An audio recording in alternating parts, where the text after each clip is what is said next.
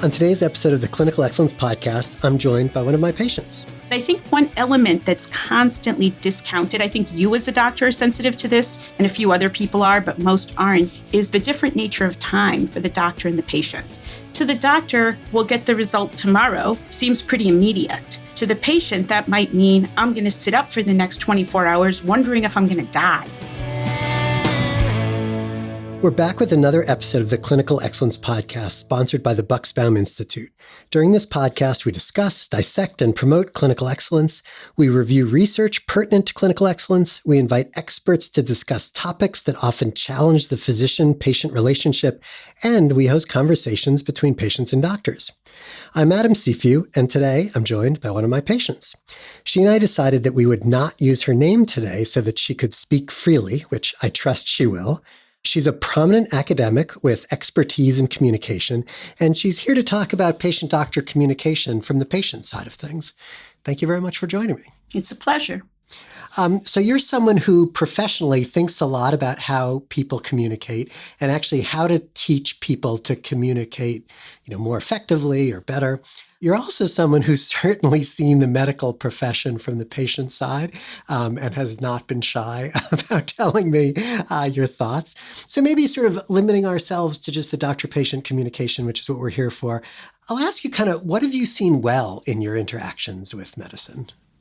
Well, I'd say what for me really distinguishes the best doctors who I trust from the ones I have a great deal of disdain for is not actually what comes out of their mouth, but their ability to listen and process what I have to say, to understand what the problem is, how I see it, what matters to me about it. And then in turn to respond to me as an individual, not someone who's reading something you could get off mayoclinic.com to me about whatever the thing is, but something tailored to me that they know I can use in the context of my life. So someone doesn't tell me go to the gym 8 hours a week because they know it's not happening. I graduated from the college here in the 80s and that's who I am.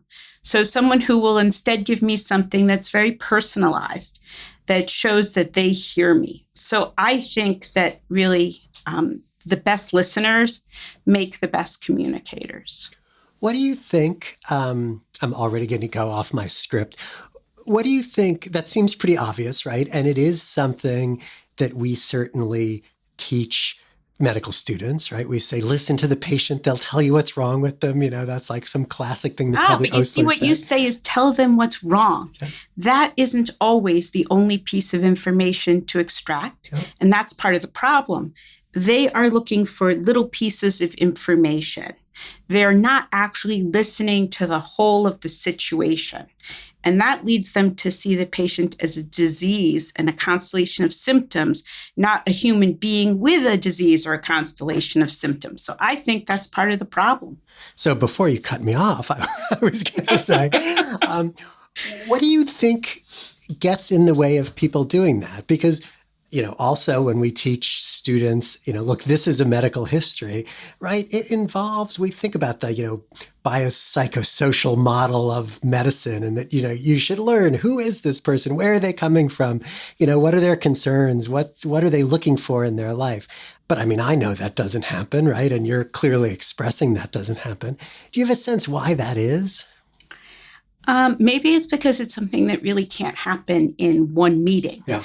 It's not something that you can sort of quote unquote do. It's what we in the law call soft information. And even the person who knows the information, the patient, might not have the words to communicate it to the doctor. It may be that something that the doctor learns from watching the way the patient reacts over time, over years. So I don't think it's necessarily something that's fully the fault of the doctor, nor is it the fault of the patient.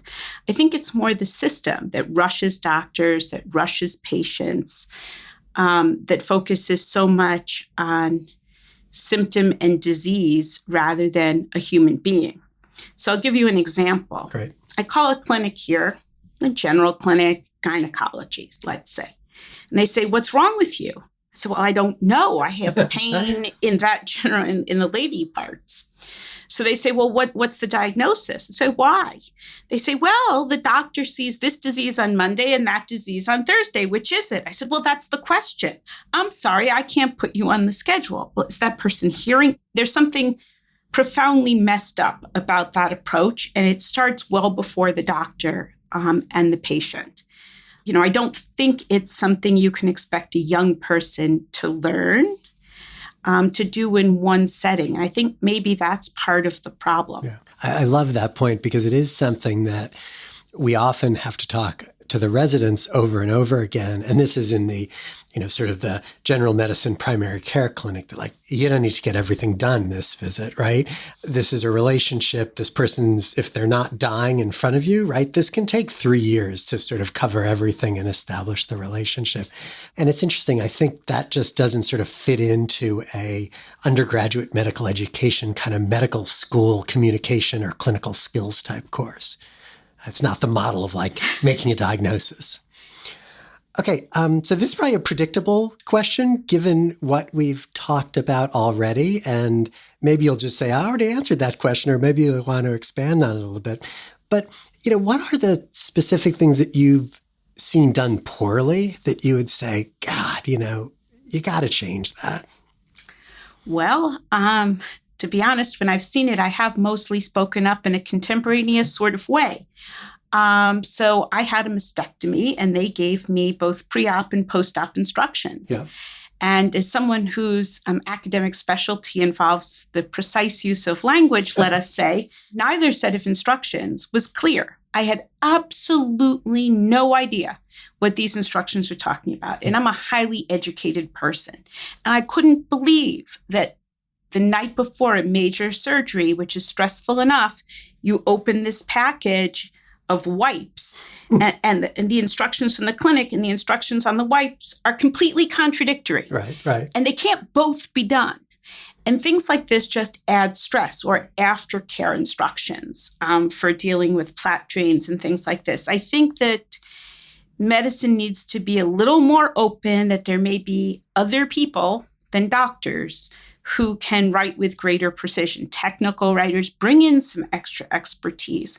So I find that instruction giving, which is done more by nurses actually than by physicians, could use a lot of improvement around here. It's interesting to hear that because there are whole specialties of that, right? I mean, there are obvious people to bring in to work on that stuff. And some of the people who've done interesting work here have, worked with sort of graphic art to say, how can we teach this better at basically any reading level, right? And it's surprising that we haven't gone further with that, because it would also be a really exciting sort of area to collaborate with outside fields and outside specialists on. Look, even lawyers whose livelihood, if you're a contract lawyer, depends on the precise use of language, are only at the very early stages of integrating graphics and different techniques into the drafting of contracts.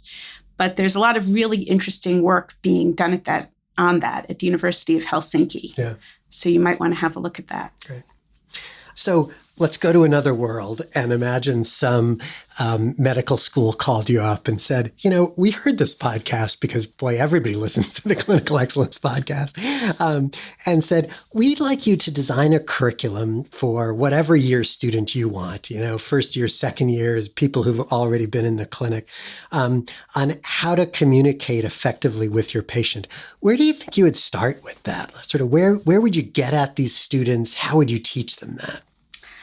Well, one of the things I found in trying to teach communication is a little bit ironic, but goes back to a children's book called The Berenstain Bears. Love the Berenstain Bears. I love it. So Daddy Bear says, we're going to go camping and live off the land. Nothing works. And he turns to the kids and says, this is what you should not do. Let it be a lesson to you. So I find that teaching my students how to present academic papers, showing them the good, forget about it. I show them the bad. I put them in the position first of being the critic rather than the criticized. And I turn them into vicious critics. They can look at any presentation and take it apart 6 ways to Sunday. Then when they go to do it, they think it's easy because it's so easy to say what's wrong. They discover not so quick. and they know how to self-criticize. And then they say to themselves, oh my God, I have no idea what I'm doing. And at that point, their minds are open. It's not like, who are these idiots telling me how to communicate? This is just a box I have to check to get through the process. So that's how I sort of condition them to get them ready to hear what they need to hear. And we do a lot of work where they have to talk and see if people are understanding them.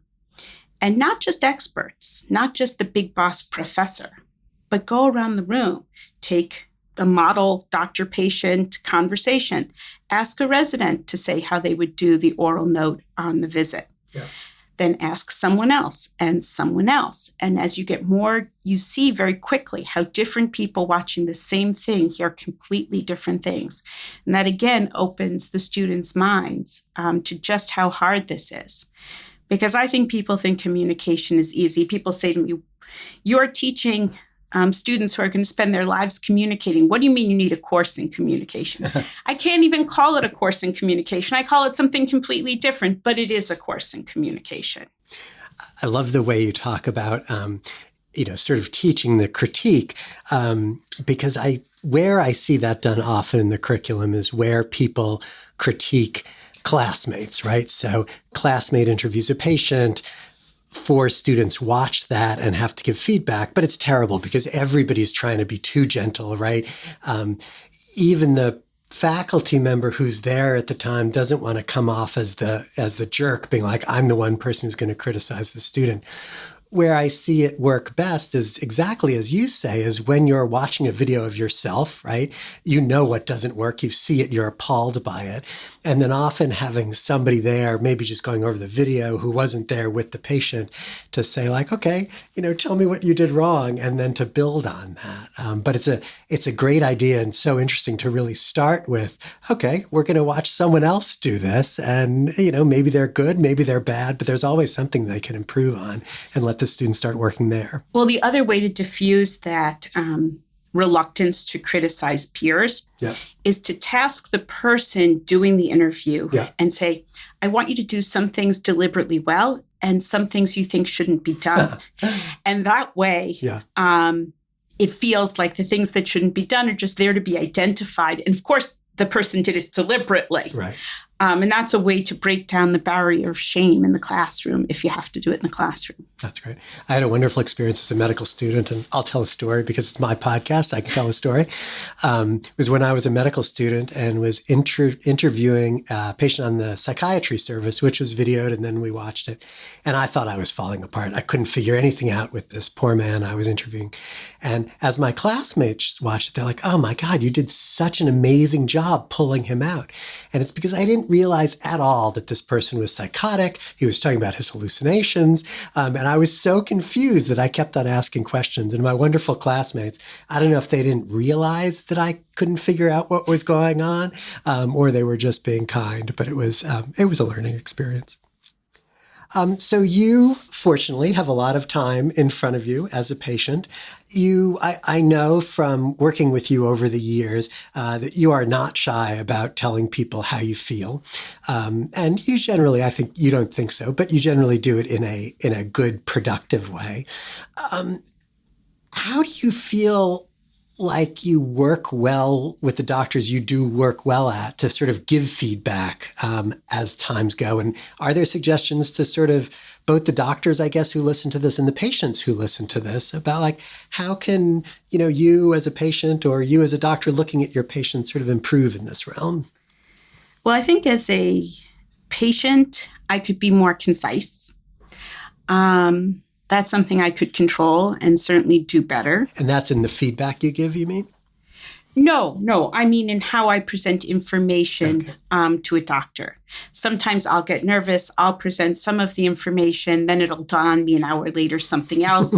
It's probably better to wait, 4 or 5 hours until things have unfolded and then explain it all at once. That would be more courteous and respectful of someone's time. But I think one element that's constantly discounted, I think you as a doctor are sensitive to this and a few other people are, but most aren't, is the different nature of time for the doctor and the patient. To the doctor, we'll get the result tomorrow, seems pretty immediate. To the patient, that might mean I'm going to sit up for the next 24 hours wondering if I'm going to die. Right. And time goes a lot slower when you think you are going to die. And so things like giving someone a heads up even a few hours earlier about a test result, even if it's just a text, all clear, talk to you later, can make all of the difference. And it also signals that the person understands that this isn't easy. Yeah. And it's not routine. It may be routine for the doctor, but it is no wise routine for the patient. And I guess I'm very critical of the medical system in general, but I am very happy with the care that I receive here. In fact, it would be probably my primary reason for staying at the University of Chicago, which might surprise you, but I just feel like I could not have a team that lets me think less about my own health, which in my case is a good thing, than the team I have here. Because you communicate, because you listen, because you talk to one another, and because most of you are what I call legacy doctors. And that is doctors who treat faculty as if they're colleagues. Yeah. That's when I reflect. There are a lot of things that you said that I wanted to say something about, but it's interesting when I reflect on my kind of growth as a physician, the thing that I've realized, over the years is, the ability to treat all of my patients as peers. And that's hard because, everybody's so different. People are different ages. You go through so much time where like everybody's senior to you. But after you kind of break through and get to that point where you feel comfortable with that like, and part of it's, getting old and having spent a lot of time on the patient side myself now. Boy, everything works better. You can feel it in the room, the way the patient's interacting with you. And empathy is so much easier when you're talking to a friend, even if it's someone who you wouldn't want to talk to once you leave the room, right? Your point about, people waiting for information, that's one of those things that what I was taught was so wrong because we learned so much, never give bad news on a Friday. Worse than getting bad news on a Friday is waiting through the weekend for news that you think is going to be horrible.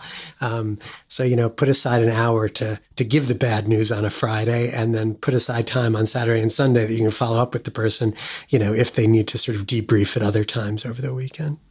Well, that's what makes you an exceptional doctor. I mean, with some doctors, in the system in general, it always shocks me. As a teacher here, I give my students my home phone number and tell them they can call me 24/7 for anything, to discuss anything they want, as long as it's not the subject matter of our class. If they want to, I say, if you want to call at 4 a.m. and discuss bird watching, I'll do it, because I never know when someone is going to have suicidal thoughts, and just having someone on the other end of the phone is going to make all the difference.